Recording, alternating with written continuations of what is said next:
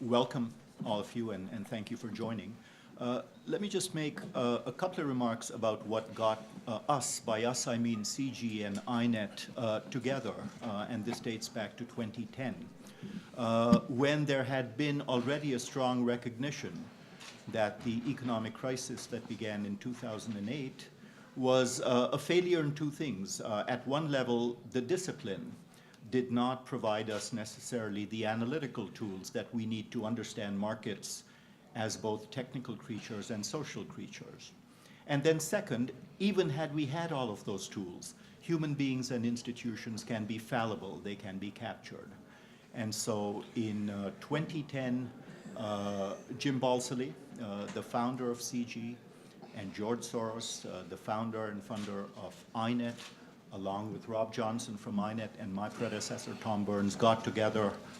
Bill Janeway from Warburg Pincus joined soon after, and thought through what we might do as a long-term endeavor to both enhance the tools that the profession provides and also make them more effective. To make a long story short, we've had a number of conferences and research programs, which brings us to Toronto for the first CG-INET conference here in our home base. And I'd make 2 points about it and then stop. One is that we're moving away from understanding the mechanics of financial markets and what caused the crisis and what the immediate aftermath was, to longer-term issues of sustainability, whether it's environmental sustainability, social sustainability, innovation more broadly. In other words, once we come out of the crisis and we recognize that not everyone has come out of it and not everyone has come out of it at an even pace, what are the tools we need for sustained growth and shared prosperity? The second point I'd make about this conference and beyond is that we need to get that balance right between analytical rigor and analytical elegance, which economists are keen on, and rightly so, but then also getting the institutions and the people right. And so this isn't just an academic endeavor. I think academic inquiry is extremely important, but it is also about using it to reshape the processes and systems we have to make the global economy a more efficient and effective one. Thank you. Rob. Thanks, Rohinton. And how to say, it warms my heart to be in Toronto now and remember those first days. George Soros and Jim Balsillie had a meeting around a conference at the Brookings Institution.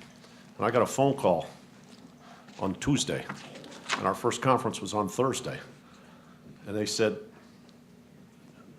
George Soros says to me, "You got to talk to this guy, Tom Burns, because they're going to be your partners." And I thought, oh, okay.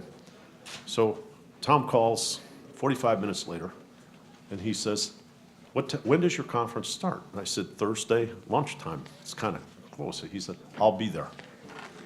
And right from the opening, Tom was there on stage. And so here, 5 years in, with lots of joint research and other things, in addition to exploring the ideas and the work related to new economic thinking, I'm here to celebrate the partnership of CZ and the vision of Jim Balsillie.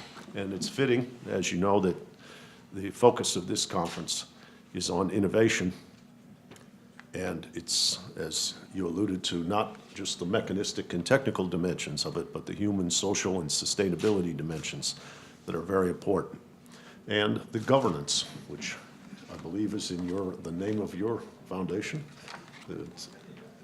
Governance innovation is not something people think about. Most of the stories are about, the Silicon Valley or their equivalent, or financial innovation. But innovation in the way in which we integrate technical change into social concerns.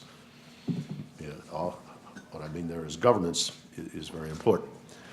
Rohinton said a moment ago, part of it is getting the people right.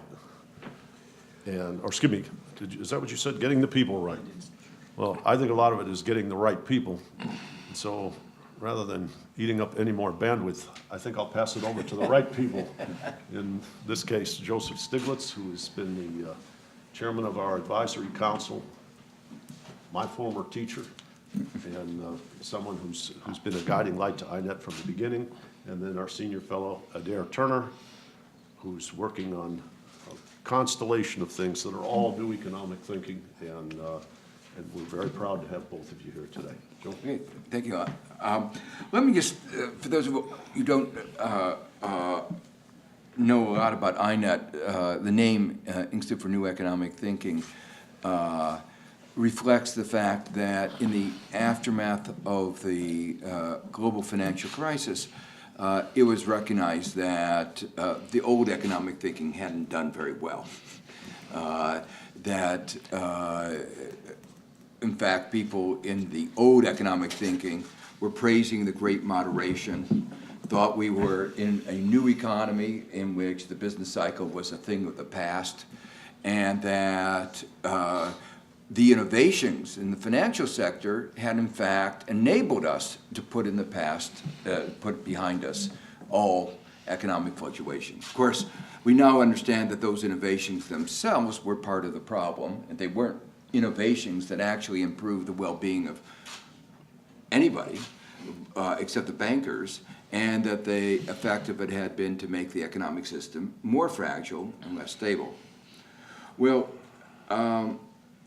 as INET has developed and gone beyond the original crisis into asking new questions, including the subject of this conference on innovation and governance, we realize that there are many, many issues where the standard models had not asked key questions and had not incorporated key aspects of the economy. And just let me illustrate with one example, which happens to be the area that I've been working on a great deal, and that's the issue of inequality. I think there's an increasing understanding that inequality, both inequality of outcomes, inequality of opportunity, inequality in all its dimensions, income, wealth, health, environmental, exposure to environmental hazards, is one of the real problems, challenges for our society today. And yet, historically, in the recent past, economists have really spent very little attention talking about inequality. It's a sensitive subject because I actually wrote about that in my thesis, but it was a topic that was really very much in the wilderness, the result of that is that much of the economic literature had nothing to say about this important phenomena. In a way, it was worse than that because the standard macroeconomic models of the kind that central banks and governments use all over the world assumed away inequality. They essentially assumed everybody was identical. And it was the belief, they obviously knew that that was not true, but they believed that you could describe well the behavior of the economic system as if there were a representative individual, if there was a single individual. Now, the absurdity of that position should be evident because if there were only one individual, there is no financial market. Who is that person going to lend money to? To himself?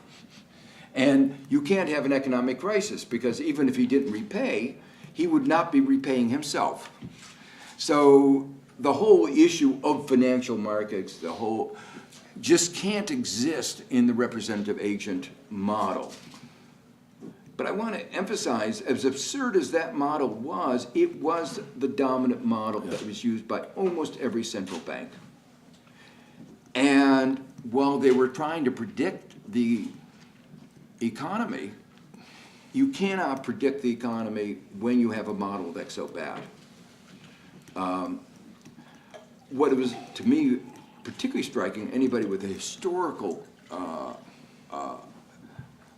reference knows that the Federal Reserve was founded in the aftermath of the Panic of 1907. It was founded in 1913, 1914. It was founded not to fight inflation, but to ensure this financial stability of the economy. But by the year 2000, by the year, even before that, by the time, when Greenspan became the chairman of the Fed, they forgot totally why they were created. And they had a single-minded focus on inflation and no focus on financial stability, which is the reason they were founded. In fact, they were committed to the kind of financial sector deregulation that I think inevitably led to financial instability. Well, the point I just want to emphasize is the paying inadequate attention to inequality meant that the macroeconomic models were grossly deficient, but they also meant that they had nothing to say about one of the most important phenomena of today, which is our growing inequality.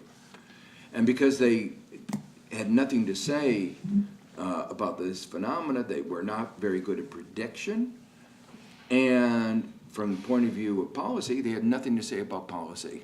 Because if you don't understand the sources of inequality, you have nothing to say about what to do about inequality. So the agenda of an INET has been very much to expand the horizons of what the economics profession has been engaged in, to try to make sure that they address the key issues that our society faces with models that have a greater, are more in touch with what is actually going on, less based on ideology. Now, the final comment, one of the themes of this conference is about innovation. The economists are very gung-ho about innovation, increasing productivity. Who could be against that? But the argument has always been that innovation has the potential of making everybody in our society better off. But historically, it has not always done that. And in fact, if the right conditions aren't satisfied, it could actually make our economy perform worse. That is to say, it could lead to such immiseration of certain groups in the population that the overall economic performance may be actually impaired. And that's why the issue of the governance of innovation is very important, governance of our whole economic system, to make sure that the fruits of innovation are shared. Because if they are shared, that innovation does have the potential, positive potential, that we've always assumed that it does. So it isn't inevitable that these improvements will lead to the well-being of our society, but they can. But they will only if we make sure that certain policies are undertaken, and if we have political structures, governance mechanisms to make sure that that happens. So I just want to highlight these are really fundamental to the functioning of our society and to the economics profession, because only if the economics profession redirects its attention to these fundamental issues will it be able to make the contribution that it can make to understanding how our economy works and what we can do to improve performance. Great. If I could just expand very briefly on that theme which Joe has set out about the way that INET started with a particular agenda and has widened beyond it.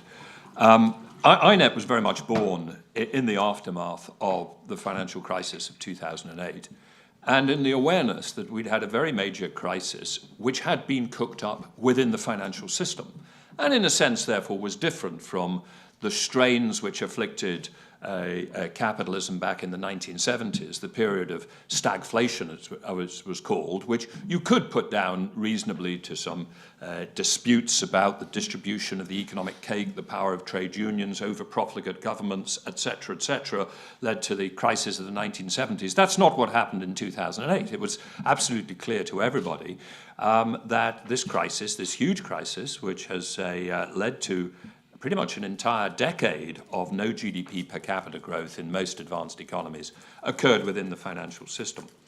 And it's noticeable that that financial system had grown dramatically in the previous 50 years. In 1950, the financial system accounted for about 2.5% of US GDP, measured on the value-added measures of GDP. And by 2008, that had grown from 2.5% to about 8%. Measured on things like gross operating surplus, the increase is even bigger. Measured on things like the share of corporate profits or the equity value, it's even more dramatic. The financial system had got hugely bigger. And broadly speaking, we had, before the crisis, a very dominant conventional wisdom which believed that that increase in the size of the financial sector was axiomatically a good thing. I mean, truly axiomatically a good thing, because it was completing markets. And to a quite extraordinary extent, I think conventional economic thinking is a sort of, at its fountainhead, is the Kenneth Arrow and Gerard Debreu illustration of a general equilibrium, and a belief that the more markets you have and the more complete markets they are, the more you approach to some wonderful, efficient environment in which everything is the best for the best in the best of all possible worlds. So there was a very strong belief before the crisis that financial innovation had made the finance and the economy more efficient, that it had made it more stable, that it had ensured an efficient allocation of capital, that more liquidity in more markets must be a good thing, that the more contracts there were, the more derivatives there are, the more that we were approaching, as it were, the bliss point of a complete markets nirvana. And as Joe said, there was also a very strong belief that we has, as it were, cracked the problems of macroeconomics. That was quite overtly asserted, the belief that we had achieved low and stable inflation, and that low and stable inflation was not just sufficient, not just necessary for, but was sufficient for macroeconomic stability as well. I think 2008 was a massive shock to every one of those assumptions, and INET was born in the aftermath of that, and in the belief that we needed not to think simply about the proximate causes of the crisis of 2008, but the deep intellectual roots in terms of the nature of macroeconomics, the nature of finance theory, the nature of the fundamental assumptions of the rational expectation hypothesis and the efficient market hypothesis and representative agent models which lay behind that. I think that what that has led us to is three sets of thoughts about the financial system, and this conference shows us moving very much on to the third. One is the issue of stability, and there are still some sessions in this conference on stability. Why is the financial system so unstable? What drives instability? Why does it occur? That is clearly a crucially important point, because it was the instability of 2008 that has pushed us into the post-crisis recession. The other thing you can ask about the financial system is simply a value for money question. It intermediates people's savings through to investments in the real economy. Does it do it in an efficient fashion, or does it impose a deadweight cost on the economy, which is more than it needs to do? Do we need 8% of the economy in financial services to do the things that the financial services need to do? But the third, and that is what this conference is very much moving on to, is does it do well the positive things that we need to do? Does it do well financing innovation? What is the relative role of equity markets and debt markets and the state itself in driving the process of innovation which drives economic growth? And there I very much agree with Joe that one also needs to link that to the issues of the impact of innovation on the distribution, on inequality. Is innovation enough in itself, or does it need to be embedded in a wider set of concerns about what we are achieving in the economy? So I think what we see in this conference is INET, which was very much born in response to the financial crisis, the awareness of the problems of the financial system. In this conference in particular, we are addressing some of the wider things, particularly in relation to innovation, but also touching on these very important issues of inequality and the distribution of the fruits of economic growth.